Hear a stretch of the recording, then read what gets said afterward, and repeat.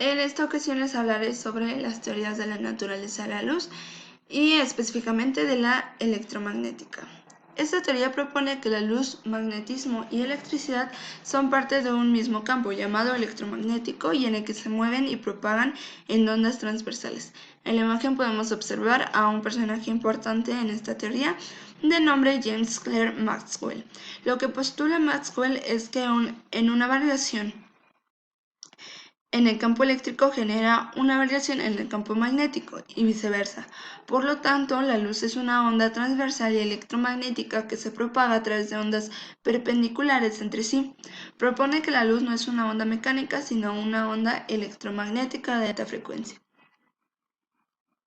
También podemos observar a otro personaje importante quien recibe el nombre de Heinrich Rudolf Hertz, quien es el que realiza una serie de experimentos en los que verifica la existencia de ondas electromagnéticas y establece cómo detectarlas. Las ondas luminosas solo se diferencian de las de la radio, en que su frecuencia es mucho mayor, impresiona la retina del ojo. Parecía que se había aclarado la naturaleza de la luz. Y bueno, aquí les haré una pequeña explicación, ya que dependiendo del medio en el que se esté propagando la onda electromagnética, es el color que va a percibir nuestro ojo. En el caso del vacío, podemos observar los colores naturales, puros, como ese color rojo o el azul, quienes al momento de propagarse en el agua, por ejemplo, pierden otra de sus características, entonces puede llegar a ser más lenta y nuestro ojo lo puede percibir con otro color más tenue o incluso más oscuro. Entonces es dependiendo en el medio en que se esté propagando. Esta teoría logró comprobar la reflexión y la refracción, las ecuaciones de Fresnel, la interferencia, la difracción y la polarización. Sin embargo, esta teoría deja sin explicación la absorción de la luz y la emisión de los cuerpos incandescentes. Otro personaje que podemos observar es Faraday, que quizás sea el menos conocido en esta teoría, pero él es el de la influencia de un campo magnético sobre una haz de luz polarizada, fenómeno conocido como efecto Faraday o efecto magnético óptico.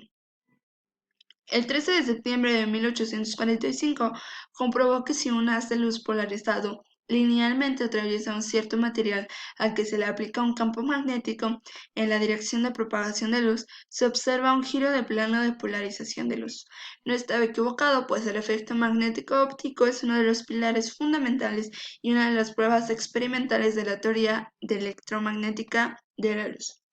Bueno, aquí haré un pequeño paréntesis y les platicaré que en los años 1846 Faraday asistía a unas conferencias que era por parte del Royal Institutional. En abril de ese año, a quien le tocaba dar la conferencia era un personaje de nombre Charles Winston, quien al momento de iniciar le dio pánico escénico y no pudo continuar. Sin embargo, Faraday fue quien terminó esa conferencia y quien terminó un poco antes de tiempo y aprovechó ese momento para hablar sobre sus ideales de la naturaleza de la luz.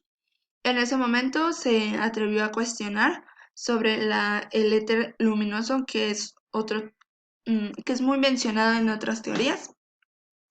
Y bueno, también nos propuso en ese momento, o les propuso en ese momento, que la luz era, o más bien, no era el resultado del éter, sino que era el resultado de las vibraciones de las fuerzas. Al final pidió disculpas, ya que quizá no eran, pues, argumentos muy sustentados, pero bueno, esta idea de Faraday fue recibida con gran escepticismo, y nadie la aceptó hasta la publicación de 1865 del artículo de Maxwell.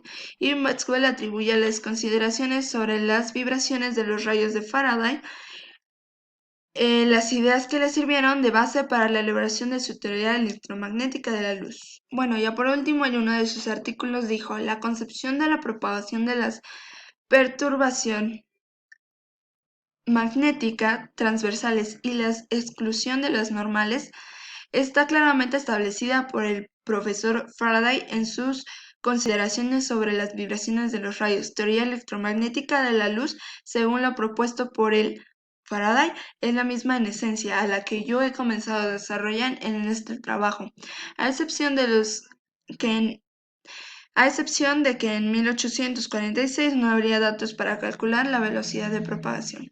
Y bueno, en 1888 Hertz fue quien empezó a hacer los experimentos que ya habíamos mencionado anteriormente.